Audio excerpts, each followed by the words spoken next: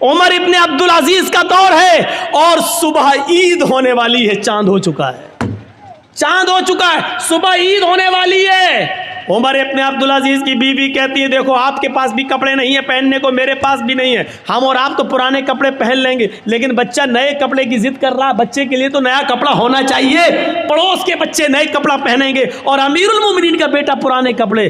कहा मेरी बीवी बैतुल माल से मुझे इतनी तनख्वाह नहीं मिलती कि मैं उससे अपने बच्चे को नया कपड़ा पहना सकूं। बीवी ने कहा अमीरुल मोमिनीन ने 1 महीने की तनख्वाह एडवांस ले लीजिए, अगले महीने मत लीजिएगा। कहा बीवी मशवरा अच्छा दे रही हो। होता है कभी कभी लोग किसी के यहाँ काम करते हैं, साहब मेरी बीवी बीमार है, 1 महीने की एडवांस तनख्वाह दे दो, हम धीरे धीरे कटा देंगे, कोई बुरी बात नहीं है अगर मालिक राज़ी हो जाए तो। उमर इब्न अब्दुल अजीज़ ने एक लेटर लिखा और अपने खादिम से कहा जाओ बैतुल माल के कैशियर से कहना ये लेटर दे देना, वो तुम्हें 1 महीने की तनख्वाह एडवांस दे देगा। अमीरुल मोमिनीन खुश थे, उमर इब्न अब्दुल अजीज़ के 1 महीने की तनख्वाह एडवांस, और वो तो मेरा खादिम है, वो तो दे ही देगा, जब हमने ऑर्डर दे दिया लिख के दे दिया तो वो दे देगा। जैसे ये लेटर कैशियर के हाथ में आता है उसने पढ़ा खजांची ने, उसमें लिखा है कि कल ईद है, मेरे बच्चे के पास नए कपड़े नहीं है पहनने के लिए, लिहाजा मुझे 1 महीने की तनख्वाह एडवांस दे दो, अगले महीने मत देना, उस महीने के अंदर काट लेना। उस खजांची ने उस लेटर को पढ़ने के बाद अंदर जाकर उसी लेटर के पीछे कुछ लिख दिया और लिखने के बाद उसको लिफाफे में बंद करके क्या जाओ इसको दे देना उमर इब्न अब्दुल अजीज़ को। कहा उन्होंने 1 महीने की तनख्वाह एडवांस मंगाई, कहा मैंने इसका जवाब दे दिया है, इसका जवाब वो पढ़ लेंगे, उसके बाद आप आना, अगर इसके बावजूद वो मंगाएंगे तनख्वाह मांगेंगे 1 महीने की तो मैं दे दूंगा, मैंने उसमें कुछ सवाल किया है। खादिम लिफाफा लेकर उमर इब्न अब्दुल अजीज़ के पास पहुंचता है। उमर इब्न अब्दुल अजीज़ ने कहा क्या उसने 1000, क्या उसने 1 महीने की तनख्वाह एडवांस नहीं दी? का पता नहीं, इस लिफाफे में कुछ रख दिया है। लिफाफा खोला तो क्या देखते हैं कि मेरे ही लिफाफे मेरे ही लेटर के पीछे कुछ और लिखा है। उसको पढ़ते हैं, उसमें लिखा हुआ है उमर इब्न अब्दुल अजीज़ अमीरुल मोमिनीन, आपका हुक्म सराखों पर, आपको 1 महीने 5 महीने 6 महीने आप जितनी कहें उतनी तनख्वाह मैं देने के लिए आज़ाद हूँ, मैं देने के लिए तैयार हूँ। अमीरुल मोमिनीन आपने लिखा है कि मेरे बच्चे के पास नए कपड़े नहीं हैं पहनने के लिए, इसलिए मुझे 1 महीने की तनख्वाह एडवांस दे दो, अगले महीने काट लेना। लेकिन आपने ये नहीं लिखा अगले महीने तक अगर आप जिंदा न रहे, अगला महीना शुरू होने से पहले अगर आपका इंतकाल हो गया तो 1 महीना जो एडवांस तनख्वाह आपके पास जाएगी, इस तनख्वाह को वापस कौन करेगा? उसका ज़मानती कौन है? उस तनख्वाह को बैतुल माल में जमा कौन करेगा?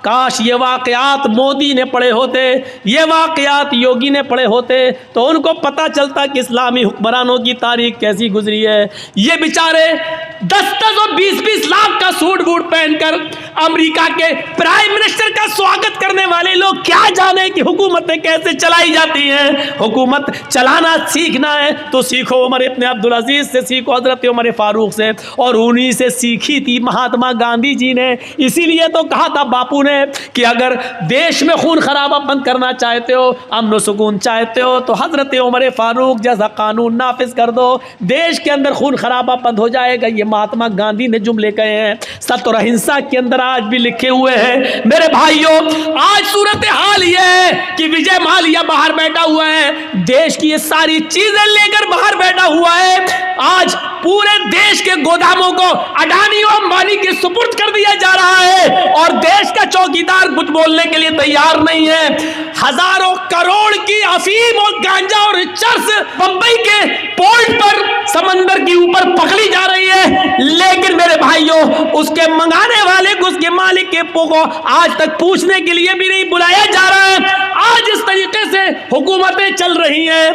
एक हुकूमत वो भी थी कि हजरत उमर फारूक का बेटा मुल्क शाम के अंदर था और उसने रात के अंदर खजूर को रस को सड़ाया, निचोड़ा, वो नबीज बन गया।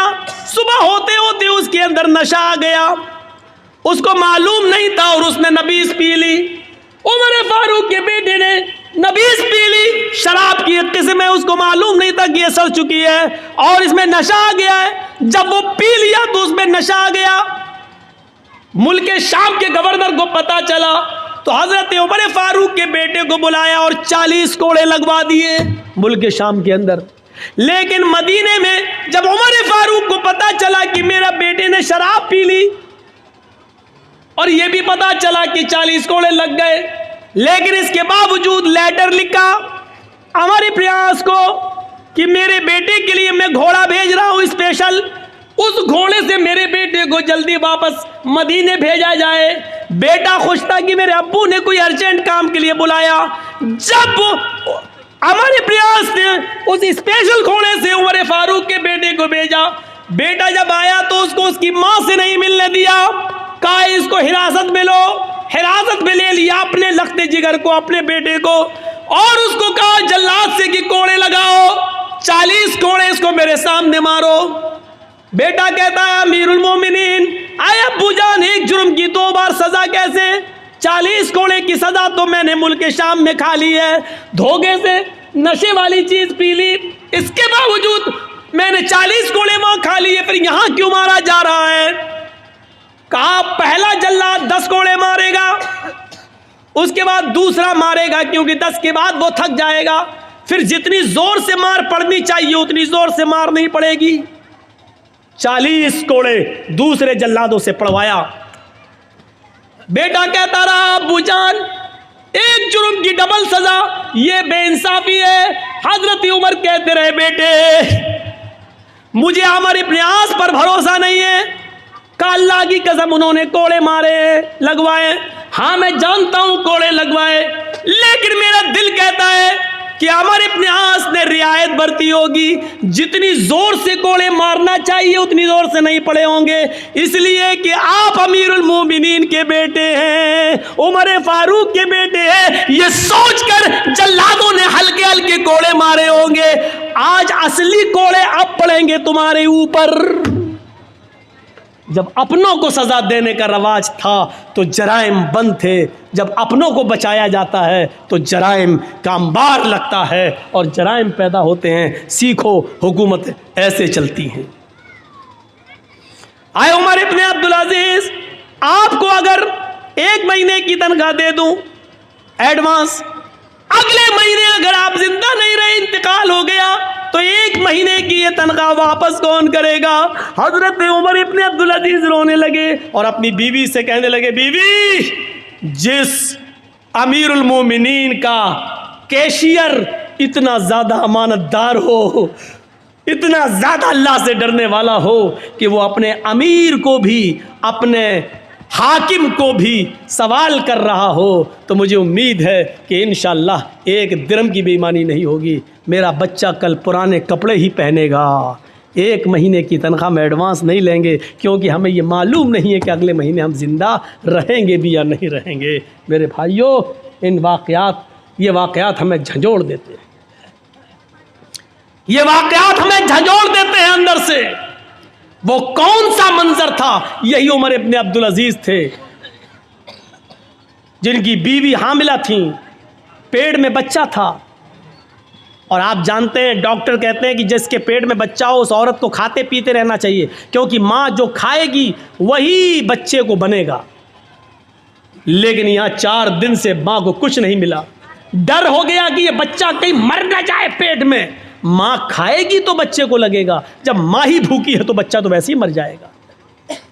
उमर इब्ने अब्दुल अजीज की बीवी कहती हैं अपनी खादिमा से, खादिमा तुम्हारे मालिक तो मुझे कुछ देंगे नहीं, ऐसा करो बैतुल माल से में चली जाओ, और सुनो ये वाक़या झंझोड़ देगा। बैतुल माल में चली जाओ, 1 प्याला दूध वहाँ के खजानची से, कैशियर से ले आओ, देखो अगर मैंने दूध नहीं पिया, कुछ खाया नहीं, तो पेट का बच्चा मर जाएगा जो अमानत है। रात की तारीकी में खादिमा निकलती है और बैतुल माल के कैशियर से कहती है, बैतुल माल के खजानची से कहती है कि 1 प्याला दूध दे दो। हमारी मालिकन उमर इब्ने अब्दुल अजीज़ की बीवी को हमल है, पेट में बच्चा, 4 दिन से कुछ नहीं खाया, बच्चा कहीं भूख की वजह से मर न जाए। बच्चा अगर मर गया तो ये बहुत बड़ी जिम्मेदारी होगी, 1 प्याला दूध दे दो। उसने जल्दी से सुना उमर इब्ने अब्दुल अजीज़ की बीवी हैं और पेट में बच्चा है और 4 दिन से कुछ नहीं मिला, तो उसने सोचा बच्चा ना मर जाए, जल्दी से 1 प्याला दूध दे दिया, जाओ ले जाओ। रात का तकरीबन यही टाइम होगा 2:30 उमर इब्न अब्दुल अजीज उठ चुके थे, कुएं के पास बैठकर वुजू बना रहे थे। उन्होंने दरवाज़ा खुलते हुए देखा। थोड़ी देर के बाद देखते हैं कि एक औरत, हमारी खादिमा, चादर में कुछ छिपाए हुए चली आ रही है। उमर इब्न अब्दुल अजीज ने देखा कि वो मेरी बीवी के कमरे में चली गई।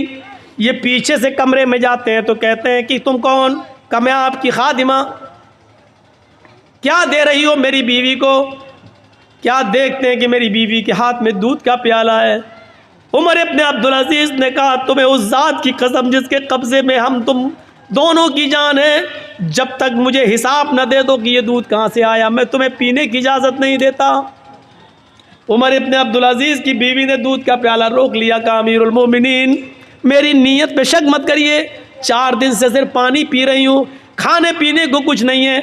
आपकी अमानत मेरे पेट में पल रही है, अगर ये भूखी रह गई, अगर मुझे कुछ नहीं मिला तो इसकी भी परवरिश नहीं होगी और ये पेट में मर जाएगा। इसलिए मैंने एक प्याला दूध बैतुल माल से मंगवा लिया। फरमाया मेरी बीवी, बैतुल माल के एक प्याला दूध को लेने के लिए हमें बैतुल माल के सारे मुसलमानों को जमा करना पड़ेगा। जब वो हमें खुशी खुशी इजाज़त दे दें कि एक प्याला दूध तुम अपनी बीवी को दे सकते हो, तब तुम्हारे लिए जायज़ होगा। बिना उनकी इजाज़त के हम तुम्हें दूध नहीं दे सकते। का अमीरुल मोमिनीन, आपने इतने दिन खिदमत की है, क्या आपको इजाज़त नहीं देंगे? देखिए मुझे डर है कि ये बच्चा कहीं मर न जाए, इसलिए मुझे पीने की इजाज़त दीजिए। अच्छा चलिए उधार ही सही, जब आपको तनख्वाह मिलेगी तो एक प्याला दूध वहाँ वापस कर दिया जाएगा। उमर इब्न अब्दुल अजीज़ कहते नहीं नहीं, ये बिना इजाज़त के दूध लिया गया है, इसलिए इसको भी लेने के लिए इजाज़त लेना पड़ेगी। ये दूध यहाँ लाओ। जब छीनने लगे तो बीवी देना नहीं चाह रही थी और कसम देकर कहती है आपको अल्लाह का वास्ता एक प्याला दूध पीकर इस बच्चे की जान बचा लेने दीजिए मुझे।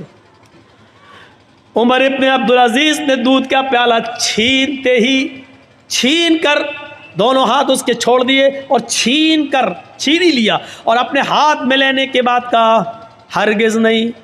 कहा अमीरुल मोमिनीन, फिर आप यकीन कर लीजिए कि ये बच्चा मर जाएगा, यकीन कर लीजिए कि ये बच्चा मर जाएगा। उमर इब्न अब्दुल अजीज़ ने कहा अगर ये प्याला तुम्हें दे दूं तो? कहा फिर इस बच्चे के बचने की उम्मीद है।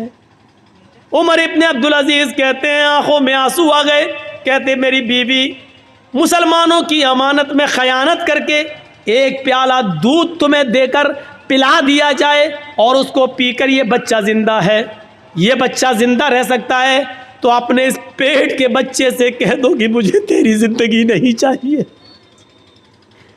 अपने इस पेट के बच्चे से कह दो कि मुझे तुम्हारी ज़िंदगी नहीं चाहिए। बीवी, पेट में बच्चा मरता है तो मर जाए, मुझे इस बच्चे की मौत गवारा है, लेकिन अमानत में ख़यानत गवारा नहीं है। एक प्याला दूध की बेईमानी हमें कबूल नहीं है।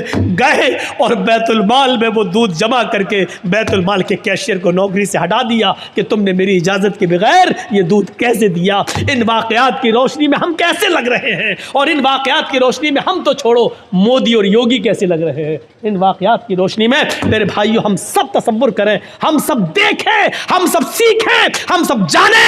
और लाल बथानी वालों, हम बार बार तुम्हारा नाम लाल बथानी कह रहे हैं। नाम उन्हीं का लिया जाता है जिनसे मोहब्बत हो, नाम उनका लिया जाता है जिनके बारे में दिल में जगह हो। मैं इसलिए कह रहा हूं क्योंकि आपके बारे में कुछ तो गलतफहमियां मेरे दिल में डाली गई। 15 साल से हमसे बराबर कहा जा रहा उधर मत जाना, उधर मत जाना, और मेरी खोपड़ी में नहीं बैठ रहा था कि कौन लाल बथानी। 15 साल हो गए, हमारे जहन में नहीं आ रहा। अरे वहाँ तो ऐसा होता वैसा होता। अब मैं माइक में हूँ, मैं बताऊँगा नहीं, वो सब रिकॉर्ड हो जाता है, इसीलिए मैं मना कर रहा था। ऐसा होता वैसा होता, कोई नहीं इस दुनिया के अंदर, सुन लो, कोई इतना नेक इंसान नहीं है कि जो इतना बड़ा नेक हो कि नेकियों में उसने फरिश्तों को फेल कर दिया हो। कोई इतना बड़ा नेक भी नहीं है कि उसकी इबादतें इतनी ज़्यादा हों कि उसने फरिश्तों को से आगे निकल गया हो। और इस दुनिया में कोई इतना गुनाहगार भी नहीं कि गुनाहों में उसने इबलीस से भी वो आगे बढ़ गया हो। सुन लो, हम और आप बीच में हैं, न तो इतने नेक हैं कि हम जिब्राइल को फेल कर दें, न इतने हम नेक हैं कि फरिश्तों की इबादत से बढ़ जाएं, न इतने बड़े हम गुनाहगार हैं कि हम इब्लीस को पीछे कर दें। इसीलिए फरमाया अल्लाह के रसूल ने, कुल्लु बनी आदम खत्ताऊन व खैरुल खत्ताईन तव्वाबून, हर इब्ने आदम से ख़ता और गलती होती है, बेहतर गलती करने वाला और बेहतर गुनाहगार वो है गुनाह करके अपनी गलती की फ़ौरन तौबा कर ले। जानबूझकर गुनाह नहीं, धोखे से गुनाह हो जाए तो अपनी गलती की फ़ौरन तौबा कर ले और अपने रब को मना ले, अपने रब को राज़ी कर ले। लाल बतानी के लोगों, सुना है मैंने, अल्लाह करे कि ये चीज़ गलत हो, अल्लाह करे जिसने मुझे बताया हो ये चीज़ गलत साबित हो जाए। सुना है कि जहाँ भू माफियागिरी चलती है, जहाँ हम दूसरों की ज़मीनों पर कब्जा किए हैं, ज़मीन मेरी 4 बीघा है और हम 20 बीघा के मालिक बने बैठे, जहाँ ये बुराई हमारे अंदर है, वहाँ शराब नोशी भी बहुत ज़्यादा बड़ी हुई हमारे समाज में, मुआशरे में। जिसने मुझे बताया, अल्लाह करे कि ये खबर गलत हो, लेकिन अगर सही है तो समझ लो कि ये बहुत बड़ा जुर्म अजीम है। अभी सुन लिया, हज़रत उमर फ़ारूक ने अपने बेटे को भी कोड़े लगाए और क्या कहा कि मुझे अमर इब्ने आस पर शक है, ऐसा हो सकता है कि उन्होंने रियायत बरती हो। मेरे भाइयों, शराब इतना बड़ा जुर्म अजीम है, पहले तो ये हराम नहीं हुई, और जब हराम हुई तो आपको मालूम होना चाहिए इसको किसी मजबूरी में और किसी बीमारी में भी पीने की इजाज़त नहीं दी अल्लाह के नबी सल्लल्लाहु अलैहि वसल्लम ने। शायद आपको मालूम होगा, उमर फ़ारूक का ज़माना था, अमीरुल मोमिनीन का ज़माना था, उसमें एक बहुत बुज़ुर्ग एक सहाबी थे जिन्होंने बहुत लंबी उम्र पाई है। उस सहाबी का नाम है कुदामा इब्ने मज़ून, सहाबी का नाम है कुदामा इब्ने मज़ून। बहुत बुज़ुर्ग हो गए थे, इन्होंने अल्लाह के नबी का ज़माना भी पाया, फिर नबी अकरम के इंतकाल के बाद अबू बकर खलीफा बने, उनके भी ज़माना पाया। अबू बकर के बाद उमर फ़ारूक आए तो उमर फ़ारूक का भी ज़माना इन्होंने पाया। उमर फ़ारूक के दौरे खिलाफत में ये काफ़ी बूढ़े हो गए थे, बहुत कमज़ोर हो चुके थे। ये अपने बच्चों के सहारे उठते थे और चलते थे, मस्जिद में जाते थे। कभी कभी जब तबीयत ठीक होती थी तो लाठी का सहारा लेकर मस्जिद में अपने आप पहुँच जाते थे, लेकिन चलते थे लाठी लेकर ही। एक रात में इनको बहुत शदीद दर्द हुआ और उस दर्द ने इस बुजुर्ग सहाबी को की नींद हराम कर दी। करवट तक बदलने में बेचैनी हो रही थी, दर्द से कराह रहे थे। लेकिन सवाल यह कि रात में तबीब कौन मिलेगा, हकीम कौन मिले, नहीं था। तो घर में पुराने ज़माने की एक शराब की बोतल रखी हुई थी। किसी ने कहा, कुदामा इब्ने मज़ून से, घर में किसी फ़र्द ने कहा कि एक काम करिए अब्बू, ये थोड़ी सी शराब आधी बोतल पी लीजिए, इतनी पी लीजिए कि आपको नींद आ जाए। होता ही है, आदमी जब दर्द से कराता है तो डॉक्टर टेबलेट दे देता है, नींद की गोली दे देता है, वो आप खा लीजिए, सो जाएंगे। याद रखना, नींद की गोली खाना और शराब पीना दोनों एक दर्जे में दाखिल है। लेकिन डॉक्टर जब नींद की गोली तजवीज़ कर दे तो जितने पावर की लिखेगा उतने पावर की दवा आप इस्तेमाल कर सकते हैं बतौर दवा के। शरीयत इस बात की इजाज़त देती है। डॉक्टर ने लिखा है हल्के पावर की 0.25 और हम खा रहे हैं 0.5, यानी डबल पावर की। तो आप ये शराब पी रहे हैं, ये जुर्म है, फिर आपका, फिर गुनाहगार हैं आप। डॉक्टर अगर आपको लिख रहा है 54 भर की और आप खा रहे हैं 98 भर की, तो इसका मतलब ये है कि आप शराब पी रहे हैं। डॉक्टर के मशवरे के मुताबिक, डॉक्टर वो भी MBBS MD डॉक्टर जो दवाओं में माहिर, झोला छाप नहीं जो साइकिल लेके दौड़ते रहते हैं और ख़ुद मरीज़ ढूंढते हैं, इनका ये नहीं, इनको तो खुद ही नहीं मालूम होती कि कौन से पावर की दवा इस्तेमाल की जाए।